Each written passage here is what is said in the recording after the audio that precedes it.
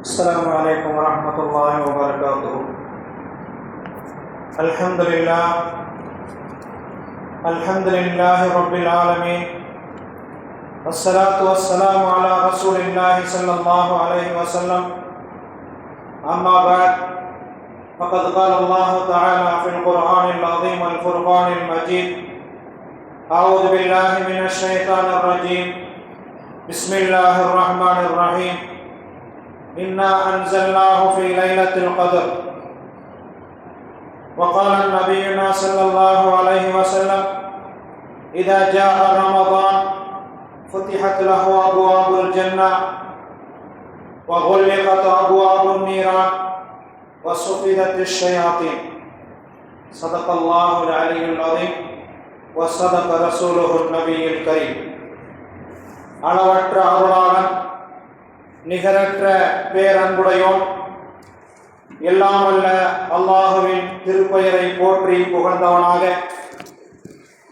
சாந்தியும் சமாதானமும் இரண்டு உலகத்திற்கும் அருள்குடையாக அனுப்பப்பட்ட நமது உயிரின் உயிரான நபிகள் நாயகம் ஸல்லல்லாஹு அலைஹி வஸல்லம் அவர்களின் மீதும், அன்னாரின் வாழ்க்கை நெறிமுறைகளை தவறாமல் பின்பற்றி வாழ்ந்து மறைந்த சத்திய சஹாபா பெருமக்களின் மீதும், தாபிஈன்கள், தபஅ தாபிஈன்கள், மார்க்க அறிஞர்கள், குறிப்பாக ஜும்மாவுடைய இந்த நன்னாளையிலே ஒன்று கூடியிருக்கக்கூடிய நம் எல்லோரின் மீதும் அல்லாஹுடைய ரஹ்மத்தும், அல்லாஹுடைய மக்ஃபிரத்தும், அல்லாஹுடைய நரக விடுதலையும் உண்டாகட்டுமாக.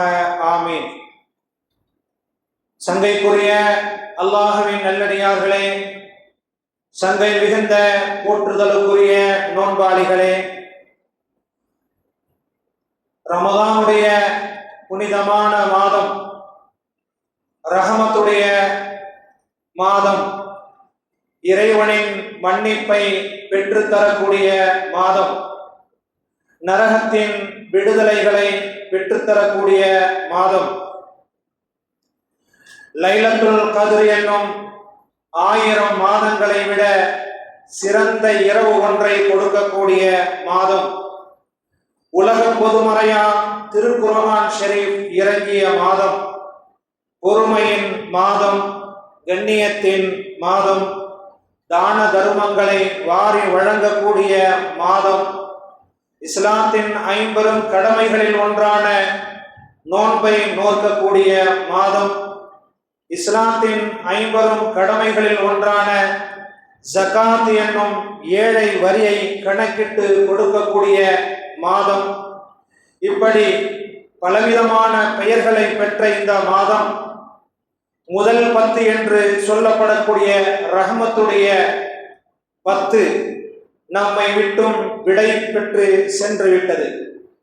இரண்டாவது 10ஆன மக்ஃபிரத் என்று சொல்லப்படக்கூடிய அல்லாஹுடைய மன்னிப்பை வேண்டியவர்களாக நாமெல்லாம் இந்த வருடத்தின் ரமதானுடைய மாதத்தின் 2வது வெள்ளிக்கிழமையிலே ஒன்று கூடியிருக்கின்றோம்.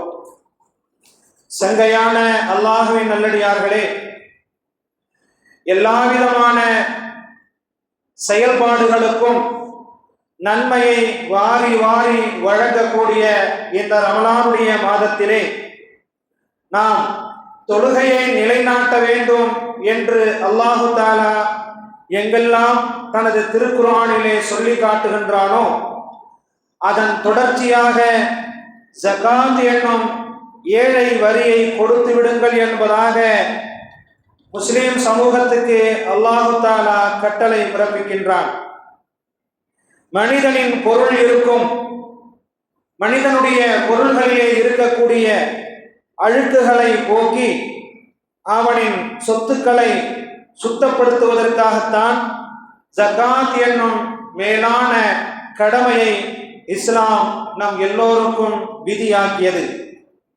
மட்டுமல்லாமல் ஜகாத் என்னும் பொருள்களை வெளியாக்குவதன் மூலமாக நம்முடைய பாவங்கள் ஒழிக்கப்படுகின்றன.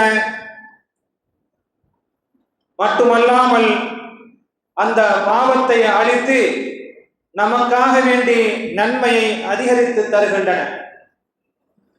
ஒரு பொருளை கடையிலே நாம் வாங்கும் போது 100 ரூபாய் கொடுத்து ஒரு பொருளை வாங்கினால் அந்த பொருளை அப்படியே கையிலே எடுத்து வந்து வீட்டிலே வைத்து அப்படியே நாம் சாப்பிடுவது கிடையாது. மாறாக பழ வகைகளிலே எந்த பழத்தை வாங்கினாலும் அவைகளிலே இருக்கக்கூடிய மேலே வளையப்பட்டிருக்கக்கூடிய தோள்களை உரித்து விட்டுத்தான் நாம் சாப்பிடுவது வழக்கமாக கொண்டிருக்கின்றோம். காரணம் என்னவென்றால், தோளோடு நான் சாப்பிடுவது பழக்கம் அல்ல. அதிலே இருக்கக்கூடிய ஏராளமான கிருமிகள் நம்மை தாக்கி நமது உடலுக்கு கேடை உண்டாக்கிவிடும் என்பதற்காக வேண்டி அவைகளெல்லாம் தோலை உரித்து சுத்தப்படுத்தி நாம் எப்படி சாப்பிட்டால் நம் உடலுக்கு ஆரோக்கியம் தரும் என்று நினைக்கின்றோமோ அதுபோன்றுதான் நம்முடைய சொத்துக்களில் ஜகாத் என்னும் ஏழை வரி கடமையாகிவிட்டால் அதை கணக்கிட்டு 100 ரூபாய்க்கு 2 ரூபாய் 50 காசு என்ற விகிதம் நாம் கணக்கை பார்த்து அந்த 100 ரூபாயிலிருந்து 2 ரூபாய் 50 காசு என்ற ஜகாத் என்னும் வரியை வெளியாக்கிவிட்டால் மீதம் இருக்கக்கூடிய பொருள்கள் எல்லாம் நமக்கு சுத்தமாகிவிடும். அந்த கோணத்தில் தான் நமக்கு ஜகாத்தை இஸ்லாம் வலியுறுத்தி கூறுகின்றன. ஜகாத்தை வழங்குவதன் மூலமாக பாவங்களை அழிக்கும் சக்தி படைத்ததாக இருக்கின்றது. ஜகாத் எந்த கணக்கும் பார்க்காமல் கடமையான ஜகாத்தையும் கொடுக்காமல் கஞ்சத்தனத்தோடு இருக்கும் வசதி படைத்தவர்களுக்கு அவரின் பொருள்கள் அவர்களுக்கே கேடாக அமைந்துவிடும் என்று அல்லாஹ் ரப்புல் ஆலமீன் திருக்குர்ஆனிலே எச்சரிக்கை செய்கின்றார். ஜகாத்தை ஏழைகளுக்கும் தகுதி படைத்தவர்களுக்கும் கொடுக்க வேண்டும் என்ற கடமையை மார்க்கம் நமக்கு சொல்லி காட்டுகின்றன. யார் ஒருவர் ஜகாத்தை கொடுக்க மாட்டேன் என்று மறுக்கின்றானோ அவன் மறுமை நாளையிலே காஃபிருடைய கூட்டத்திலே எழுப்பப்படுவான் என்ற திருக்குர்ஆனின் வசனம் ஒன்று நமக்கு எச்சரிக்கை செய்கின்றன. இது மட்டுமல்லாமல் ஜகாத்தை காலம் காலமாக வருடம் வருடமாக நம்முடைய சொத்துக்களை கணக்கு பார்த்து கொடுத்து கொண்டே இருக்க வேண்டும் என்ற உண்மையான கருத்துக்கள் இருக்க சில விஷமத்தனமான சில போலி இயக்கவாதிகளால் ஒரு வருடத்துக்கு ஜகாத்தை கொடுத்து விட்டால் காலம் முழுவதும் அந்த பொருளுக்கு அவர் ஜகாத்தை கொடுக்க வேண்டாம் என்ற விஷமத்தனமான கருத்துக்களை பதிவு செய்தார்கள் கடந்த 20 ஆண்டுகளுக்கு முன்பாக. அவைகளெல்லாம் மக்களுக்கு மத்தியிலே எடுபடாமல் போக வாய்மூடி மௌனிகளாக இருந்துவிட்டு அவர்களுக்குள்ளேயே அவருடைய கணக்கை பார்த்து கொள்ளக்கூடிய சூழ்நிலை இருக்கின்றது. ஏன் அவர்கள் வாயை மூடிக்கொண்டார்கள் என்றால், எதற்கெடுத்தாலும் குர்ஆன் ஹதீஸுடைய வழியிலே நடக்க வேண்டும் என்று சொல்லக்கூடிய சில போலி இயக்கவாதிகள் அவர்களை பார்த்து அல்லாஹ் தஆலா ஷைத்தான் எப்படி கூறுகின்றான் என்றால், வல்லாஹு யஇதுகும் இன்னஷ்-ஷைத்தான யஇதுகுமுல் ஃபக்ர என்று அல்லாஹ் திருக்குர்ஆனிலே சொல்லி காட்டுகின்றான். ஷைத்தான் மனிதனை நன்மை செய்ய விடாமல் எப்படி தடுக்கின்றானோ அதுபோன்று பொருளாதாரத்தின் மூலமாக ஜகாத்தை கொடுக்க கூடாது என்பதை தடுத்து நன்மையை கொடுக்காமல் அந்த ஜகாத்துடைய பொருளை நீ வெளியாக்கிவிட்டால் உனக்கு வறுமை உண்டாகிவிடும் என்று ஷைத்தான் எச்சரிக்கை செய்கின்றான். எனவே நீங்கள் உஷாராக இருந்து கொள்ளுங்கள் என்பதை இந்த திருக்குர்ஆன் ஷரீஃப் நமக்கு எச்சரிக்கை செய்கின்றன, உணர்த்துகின்றன. எனவே ஜகாத்துடைய பொருள் நம்மிடம் இருந்தால் நம்முடைய கழிவு பொருள்களை எப்படி நாம் சாப்பிடாமல் வெளியாக்கி விடுவோமோ அதுபோன்று நம் பொருளுக்கான ஜகாத்துடைய பொருள் கடமையாகிவிட்டால் அவைகளை ஒவ்வொரு பணக்காரர்களும் வெளியாக்கிவிட வேண்டும் என்பதை மார்க்க சட்டம் தெளிவாக நமக்கு சொல்லி காட்டுகின்றன.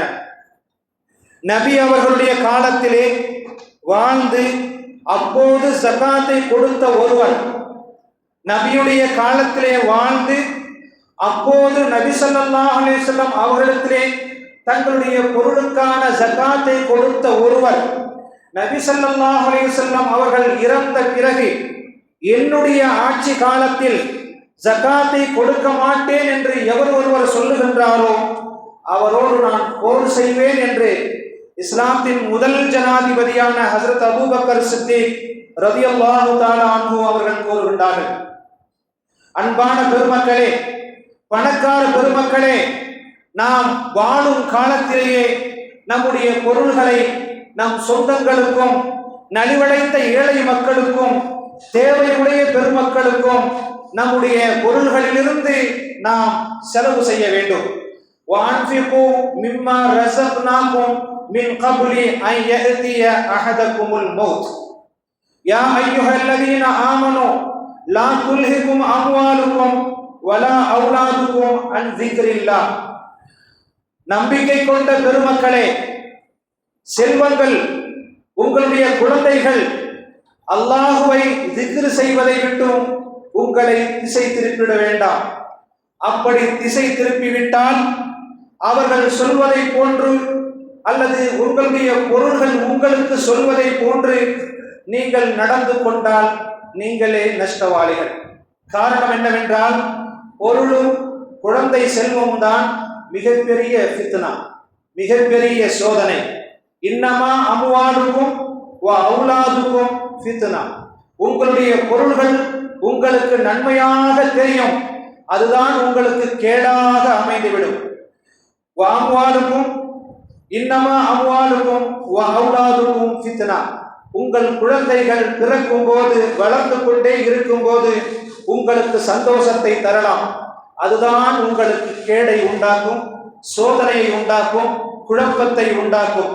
குழப்பத்தை உண்டாக்கக்கூடிய இரண்டு பொருள்களை அல்லாஹ் தஆலா, நீங்கள் அல்லாஹ்வுடைய திக்ரை விட்டும் உங்களை திசை திருப்பிவிட்டால் உங்களை நஷ்டவாளிகளுடைய கூட்டத்திலிருந்து யாருமே உங்களால் மீட்க முடியாது என்ற கருத்தை திருக்குர்ஆன் நமக்கு சொல்லி காட்டுகின்றது. எனவே வாழும் காலத்திலே, வயோதிகமான காலத்திலே செல்வங்களை இரண்டு கைகளையும் இறுக்கி பிடித்துக் கொண்டு வைத்திருக்கக்கூடிய செல்வந்தர்கள், சீமான்களை நாம் பார்த்து சொல்லுகின்றோம். நாம் வாழும் காலத்திலேயே சில பொருள்களை அதை எடுத்து ஏழை மக்களுக்கு கொடுத்து விட்டால் சதகத்துன் ஜாரியா, மரணித்த பிறகும் யா அல்லாஹ் எனக்கு கொடுத்து விட்டு சென்று இறந்து விட்டாரே, அந்த இந்த மனிதருக்கு நீ ரஹமத்தை செய்வாயாக, அந்த இந்த மனிதருக்கு நீ மக்ஃபிரத்தை கொடுப்பாயாக, அவரின் கபரை விசாலமாக்குவாயாக என்று சொல்லி காலமெல்லாம் துஆ செய்திருக்கக்கூடிய ஒரு கூட்டம் நாம் உருவாக்கி சென்றுவிட வேண்டும். பணங்கள், செல்வங்கள், பொருள்கள் நம்மிடம் இருந்துவிட்டு வயோதிகங்கள் அடைந்துவிட்டு பிறகு மௌத்தாகிவிட்டால் நம்முடைய பொருள்கள் நம்மோடு வந்து சேராது. நாம் கபரிலே வைக்கும் போது நம்மோடு சேர்த்து நம்முடைய சொத்துக்களையும் பணங்களையும் தங்கத்தையும் நகைகளையும் குவியல்களையும் எதையெல்லாம் சேர்த்து வைத்தோமோ அவைகளுமாக சேர்த்து நம்மை அடக்கம் செய்ய மாட்டார்கள். பொருள்கள் எல்லாம் பீரோவிலே அடக்கி கொண்டிருக்கும், செல்வங்கள் எல்லாம் நாம் அடக்கி வைத்த பொருள்களில் அதே இடத்திலே இருக்கும்.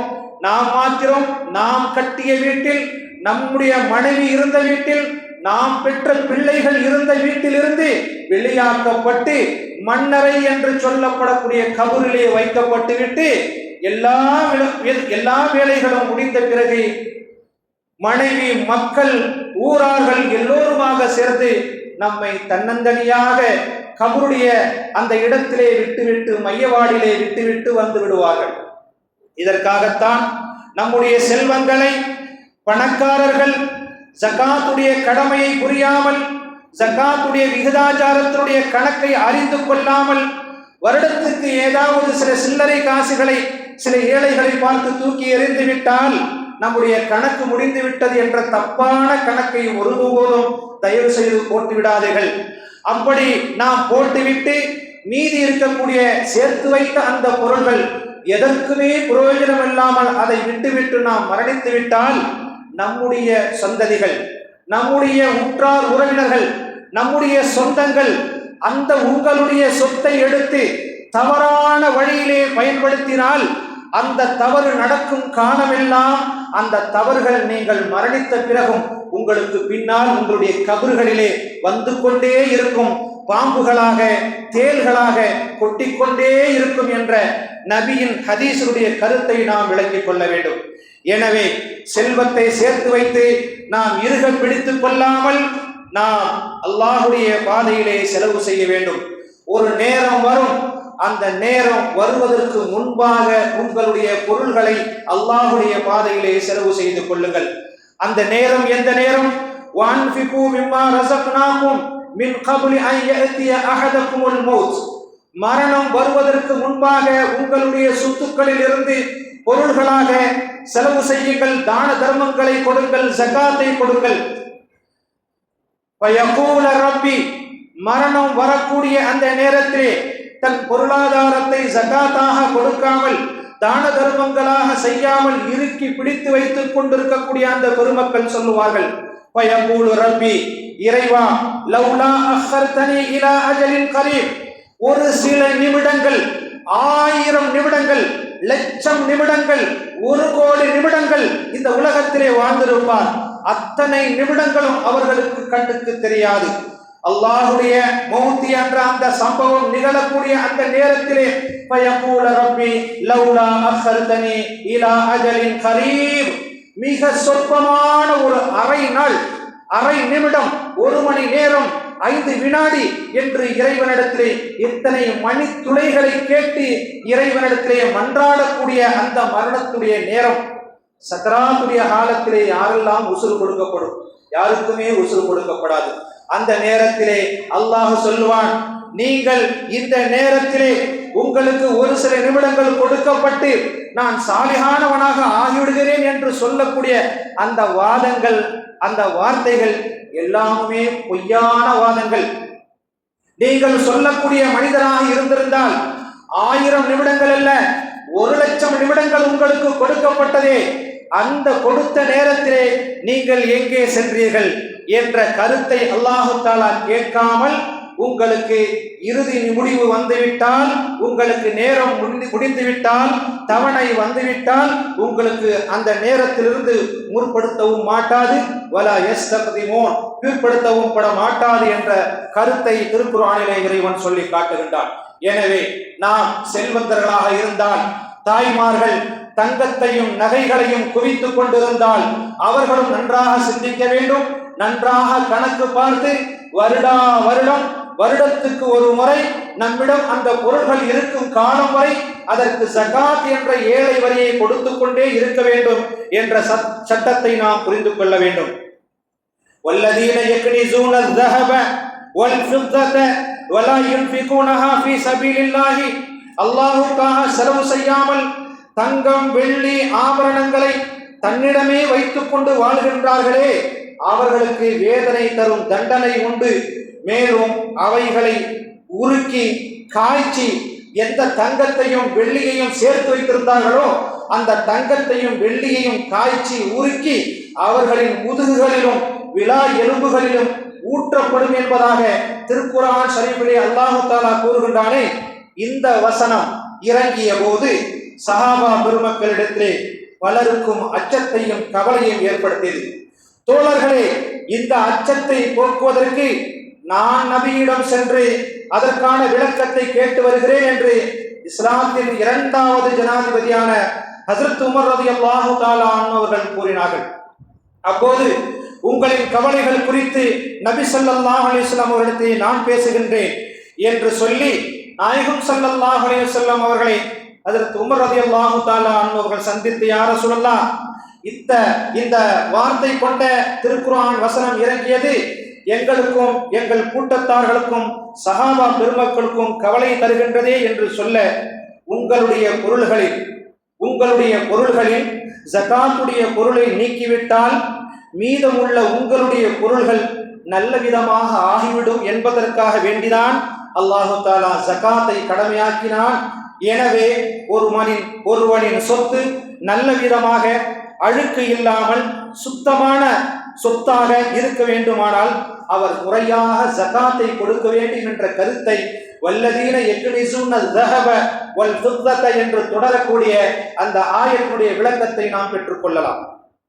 பெண்களை பார்த்து பெருமானார் ஸல்லல்லாஹு அலைஹி வஸல்லம் அவர்கள் எச்சரிக்கை செய்தார்கள்.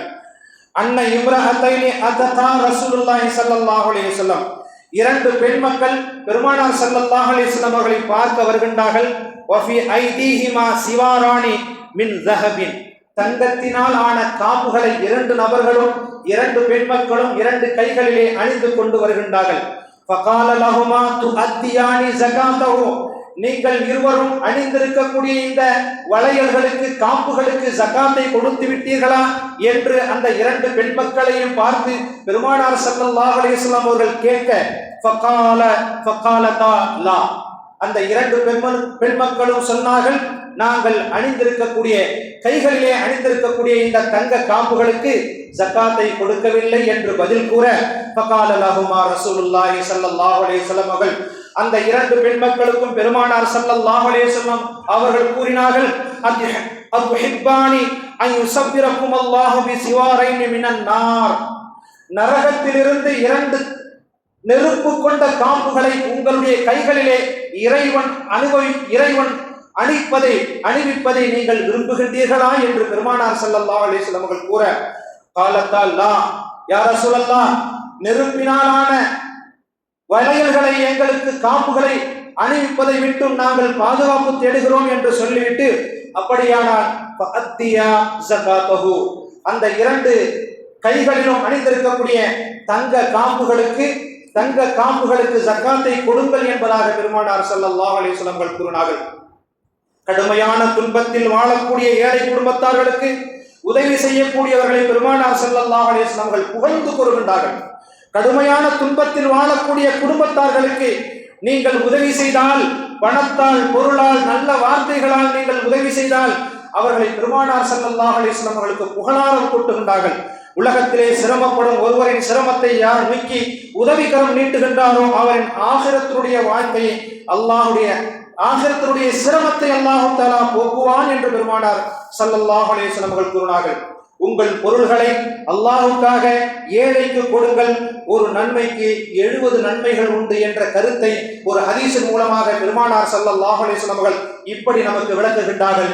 எப்படி என்றால், கடிவாளம் இடப்பட்ட ஒரு ஒட்டகத்தை அல்லாஹ்வுக்காக நான் தர்மம் செய்கின்றேன் யா ரசூலல்லாஹ் என்று சொன்ன ஒரு சஹாபி, அதற்கு பெருமானார் ஸல்லல்லாஹு அலைஹி வஸல்லம் அவர்கள், அல்ஹம்துலில்லாஹ், ஒரு ஒட்டகத்தை அல்லாஹ்வுடைய பாதையிலே தர்மமாக நீங்கள் செய்கின்றீர்கள், அல்ஹம்துலில்லாஹ், கவலைப்படாதீர்கள் சகோதரரே, ஒன்றுக்கு பகரமாக, ஒரு ஒட்டகத்துக்கு பகரமாக 70 ஒட்டகங்கள் உங்களுக்கு மறுமையிலே கிடைக்கும்.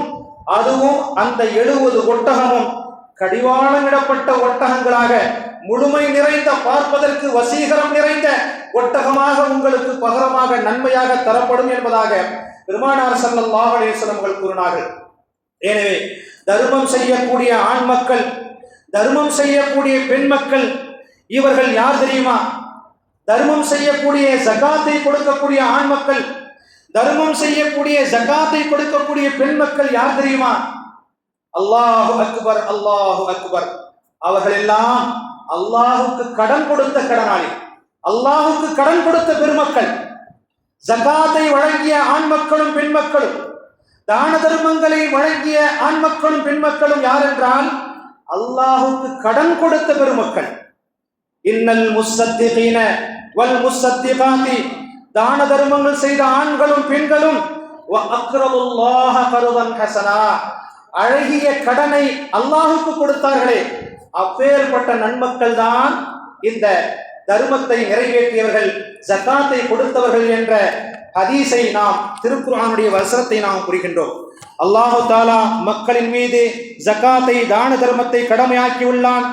அவர்களில் வசதி படைத்தவர்களிடமிருந்து வாங்கப்பட்டு ஏழைகளிடம் கொடுக்கப்படும் என்று பெருமானார் ஸல்லல்லாஹு அலைஹி வஸல்லம் அவர்கள் கூறினார்கள். ஜகாத்துடைய கடமையின் அளவு 87.5 கிராம் தங்கம் அல்லது அதைவிட கூடுதலான பொருள் வசதி படைத்தவர்களின் மீது ஜகாத்து கடமையாகின்றது. 612.5 கிராம் வெள்ளி எடை மதிப்புள்ள ரூபாய் பெற்றிருந்தால் அவருக்கு ஜகாத்து கடமையாகின்றது. உதாரணத்துக்கு 11 பவுன்கள் ஒரு மனிதரிடத்திலே, ஒரு குடும்பத்தாரிடத்திலே இருந்தால் 2 கிராம் 200 மில்லி ஜகாத்தாக கொடுக்க வேண்டும். 12 கிராம் தங்கம் 12 பவுன் தங்கம் இருந்தால் 11 பவுன் தங்கம் இருந்தால் 2 கிராம் 200 மில்லியும், 12 பவுன் தங்கம் இருந்தால் 2 கிராம் 400 மில்லியும் என்ற விகிதாச்சாரத்தை நாம் கூட்டிக் கொண்டே செல்லும் போது 15 பவுன்கள் ஒரு வருடத்திலே இருந்தால், ஒரு குடும்பத்தாரிடத்திலே இருந்தால் அவர்கள் 3 கிராம் ஜகாத்தாக வழங்க வேண்டும். இது மட்டுமல்ல, சுருக்கமாக ரூபாயின் மூலமாக கணக்கை சொன்னால் 100 ரூபாய் இருந்தால் 2 ரூபாய் 50 காசுத்தான் அல்லாஹ்வுக்காக வேண்டி. 1000 ரூபாய் இருந்தால் 25 ரூபாய் தான். டீ 10 ரூபாய்க்கு குடிப்போம். வெளியூருக்கு போனா அவன் 25 ரூபான்னு சொன்னான். நம்ம ஊர்ல 10 ரூபா தானே, உனக்கு 25 ரூபா தரமாட்டேன் என்று யாருமே சொல்ல மாட்டோம். எப்படி சாதாரணமான முறையிலே குடிக்கக்கூடிய 10 ரூபாயுடைய காசை பார்க்காமல் அதே டீயை வெளியூருக்கு செல்லும் போது 25 ரூபாயை தூக்கி எறிகின்றோமோ, அது போன்று கொடுத்து விட்டால், அதை போன்று கொடுத்து விட்டால், உலகத்திலே இருக்கக்கூடிய நாம் அந்த காசை கொடுத்து விட்டால் வெளியூருக்கு, நம்முடைய ஊருக்கு மறுமை நாளைக்கு செல்லும் போது அது பத்திரமாக பாதுகாக்கப்பட்டிருக்கும். நலவான காரியங்களிலிருந்து உங்களுக்காக வேண்டி நீங்கள் ஏதாவது ஒன்றை உட்படுத்தி வைத்திருந்தால் அதை அல்லாஹ்விடம் நீங்கள் பெற்றுக்கொள்வீர்கள் என்று திருக்குர்ஆன் நமக்கு சொல்லி காட்டுகின்றது. 10,000 ரூபாய் இருந்தால் 250 ரூபாய் ஜகாத், 1,00,000 ரூபாய் இருந்தால் 2,500 ரூபாய் ஜகாத். இதை நாம் கணக்கிட்டு வருடத்துக்கு ஒரு முறை கொடுக்க வேண்டும் என்ற சட்டத்தின் அடிப்படையிலே பெரும்பாலான பணக்கார பெருமக்கள் நோன்பு காலங்களிலே ஏழை மக்களையும் உறவினர்களையும் தங்களுடைய குடும்பத்திலேயே தங்களுடைய குடும்பத்திலேயே மிகவும் நலிந்த நிலையிலே இருக்கக்கூடிய மக்களுக்கு, தன் உற்றார் உறவினர்களுக்கு, சொந்தங்களுக்கு, பந்தங்களுக்கு தம்முடைய தான தர்மங்களை ஜக்காத்தை கொடுக்க ஆரம்பித்தால் அவருக்கு 2 நன்மை என்பதாக பெருமானார் ஸல்லல்லாஹு அலைஹி வஸல்லம் அவர்கள் கூறுகின்றார்கள். எனவே முழுமையாக வெற்றியின் அடையாளங்களை நாம் புரிந்து கொள்ள வேண்டும் என்றால், முழுமையாக தன்னை வணக்கத்தால் சுத்தப்படுத்திக் கொண்டவர், உலக வாழ்வை துறக்காமலும் மறுமை வாழ்வை மறக்காமலும் இருந்த நல்ல மக்கள், பாவத்தின் பக்கம் சாய்ந்து விடாமல் வாழக்கூடிய நல்ல மனிதர், அல்லாஹுக்கும் ரசூலுக்கும் அடிபணிந்து வாழக்கூடிய நல்ல மக்கள், உலக காரியங்கள் எல்லாவற்றிலும் தன்னை ஒழுங்குபடுத்திக் கொண்டவர், இவர்தான் கத் அஃப்லஹ மன் தஸக்கா. தன்னையும் தன் வாழ்வையும் தன் இதயத்தையும் தன் கல்வையும் யார் ஒருவர் சுத்தப்படுத்திக் கொண்டாரோ அவர் வெற்றி அடைந்து விட்டார் என்ற உறுதிமொழியை இறைவன் நமக்கு சொல்லி காட்டுகின்றான். இந்த தன்மைகள் எல்லாமுமே எப்போது வரும் என்றால், ரமதானுடைய 3வது 10 வரக்கூடிய இஅ்திகாஃபுடைய காலத்தில் தான் இது வரும் என்பதை நாம் புரிந்து கொண்டு, இஅ்திகாஃபுடைய நன்மை ஏராளமாக இருக்கின்றது. வரக்கூடிய தராவியுடைய தொழுகைக்கு பிறகு அது சம்பந்தமாக நாம் விளக்கத்தை சொல்லுவோம். அதன் நன்மைகள் குறித்து எல்லோருக்கும் நாம் சொல்லுவோம். இந்த வருடமும் இன்ஷா அல்லாஹ் யாரெல்லாம் இஅ்திகாஃப் இருக்க வேண்டும் என்ற நியத்து வைத்திருக்கின்றீர்களோ, சென்ற வருடத்திலே நான் கேள்விப்பட்டேன், நான் இஅ்திகாஃப் இருந்ததின் காரணமாக என்னுடைய நியத்தை அல்லாஹ் தஆலா கபூலாக்கி கொண்டான், நான் இப்போது நன்றாக இருக்கின்றேன் என்று சொல்ல வார்த்தையை காதிலே கேட்கும் போது, இந்த வருடத்திலே நாம் எல்லோருமாக சேர்ந்து இஅ்திகாஃப் இருந்து விடலாமா என்ற ஆசை நமக்கு தோணுகின்றது. ஏனென்றால் அல்லாஹ்வை நினைத்து அல்லாஹ்வை திக்ர் செய்யக்கூடிய ஒவ்வொரு நிமிடமும் நமக்கு சொர்க்கத்திலே அந்த இடங்கள் காண்பிக்கப்படுகின்றது என்பதை நாம் விளங்கிக் கொள்ள வேண்டும். எந்த காரணத்தை கொண்டும் இஅ்திகாஃபுடைய அந்த அமல்களிலே குறையாத நன்மைகள் நமக்கு கிடைத்து கொண்டே இருக்கும்.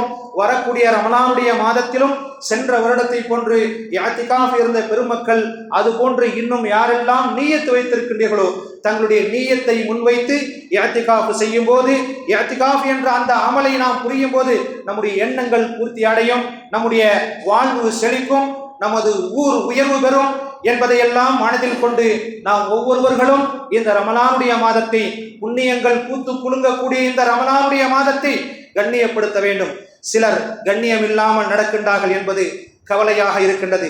சடங்குக்காக தலை நோன்பு, 10வது நோன்பு, 15வது நோன்பு, 27ஆம் கிழமை முஹிய நோன்பு, இது தங்களுக்காக எழுதி கொண்ட எழுதாத சட்டம். யார் சொன்னது உங்களுக்கு தலை நோன்பு வச்சா போதும்? யார் சொன்னது உங்களுக்கு முஹிய நோன்பு மட்டும் வைத்தால் போதும் என்று? நாம் எல்லாம் இந்த ஊருடைய சுற்று வட்டாரத்தில் இருக்கக்கூடியவர்கள், உங்களுக்கு அறவே தெரியாது, உங்களுக்கு ஒன்றுமே தெரியாது.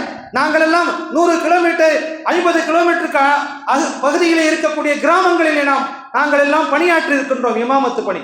அங்கெல்லாம் ஒன்றுமே புரியாது, சொன்னால் கூட புரியாது அவர்களுக்கு. அந்த நிலைமையிலே நாம் இல்லை. பக்கத்திலே மாஹோல், அற்புதமான நிலங்கள், அற்புதமான காலங்கள், ஆலிம்களும் உலமாக்களும் மதரசாக்களும் நிறைந்த இடங்கள். அந்த இடத்திலே வாழக்கூடிய நாமும் தலைகீழாக மாறிவிட்டோம். லா இலாஹ இல்லல்லாஹ் முஹம்மதுர் ரசூலுல்லாஹ் என்று சொல்லக்கூடிய ஒரே ஒரு அடியான் இருக்கும் காலம் வரை அல்லாஹு தஆலா இந்த உலகத்தை இயக்குவான். 5 நாளைக்கு தொழுதுட்டு பள்ளிவாசல்ல போயிட்டா பள்ளிவாசல்ல ஒன்னும் இருக்காதுன்னு நினைச்சிட்டீங்களா? அந்த ரமலானுடைய மாதத்திலே கிடைக்கக்கூடிய ஒளி முழுமையாக கிடைத்துக் கொண்டே இருக்கும்.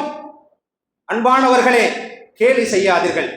5 நாட்களுக்கு வந்துவிட்டு 20 நாட்கள் இடையிலே லீவை போட்டுவிட்டு கடைசி 5 நாளுக்கு வருவது, இவைகளெல்லாம் வளமையாக நடந்து கொண்டே இருக்கிறது என்பதை நாம், கசப்பான உண்மை என்பதை நான் சொல்லிக்கொண்டு, அல்லாஹு தாலா நல்ல யோசனையும் நல்ல புத்தியையும் அல்லாஹு தாலா நமக்கு தந்து கபருடைய வாழ்க்கை அல்லாஹு தாலா ஒளிமயமாக ஆக்கி அல்லாஹும்ம வஸ்ஸி கபரஹு, நம் குடும்பத்திலே அண்ணன், தம்பி, அக்கா, தங்கை, அம்மா, அத்தா யாரெல்லாம் இறந்து விட்டார்களோ அவர்களை அடக்கம் செய்துவிட்டு அவர்களுக்காக வேண்டி துஆ செய்யும் போது பெருமானார் ஸல்லல்லாஹு அலைஹி வஸல்லம் அவர்கள் ஒரு வார்த்தையை பிரயோஜனம் செய்கின்றார்கள். அல்லாஹும்ம வஸ்ஸி கபரஹு, இறைவா இவரின் கபரை விசாலமாக்குவாயாக என்று சொன்னால், கபருடைய அந்த இடத்திலே அந்த மையத்தை வைத்துவிட்டு நாம் வந்த பிறகு கபரு நெருக்கப்படுகிறது என்று பொருள். இந்த கபரை விசாலமாக்குவாயாக என்று பிரார்த்தனை செய்ய சொல்லி பெருமானார் ஸல்லல்லாஹு அலைஹி வஸல்லம் சொன்னார்கள் என்றால் அதற்கு அர்த்தம் என்ன? அந்த கபரு நெருக்கப்படுகிறது என்று அர்த்தம். பஸ்ஸிலே நெரித்துக் கொண்டு போகும்போது யாராவது ஒருவர் சற்று நம்மை அதிகமாக தேய்த்து விட்டால் உடனே கோபம் வருகிறது. கபரிலே கோபம் வருமா? யோசியுங்கள். எல்லா மாதத்தை போன்று இந்த மாதத்தையும் பயன்படுத்துகின்றார்கள் நமது ஊரிலே பெரும்பாலான மக்கள். அல்லாஹ் காப்பாற்ற வேண்டும். எஞ்சி இருக்கக்கூடிய இந்த ரமலானுடைய மாதத்திலே முழுமையான அருளும் முழுமையான மக்ஃபிரத்தும் முழுமையான நரக விடுதலையும் பெற்ற நல்லடியார்கள் கூட்டத்திலே அல்லாஹ் நம் எல்லோரையும் சேர்த்து அருள் புரிவானாக. ஆகிரு தாவானா அல்ஹம்துலில்லாஹி ரப்பில் ஆலமீன். அஸ்ஸலாமு அலைக்கும் வரஹ்மத்துல்லாஹி வபரகாத்துஹு.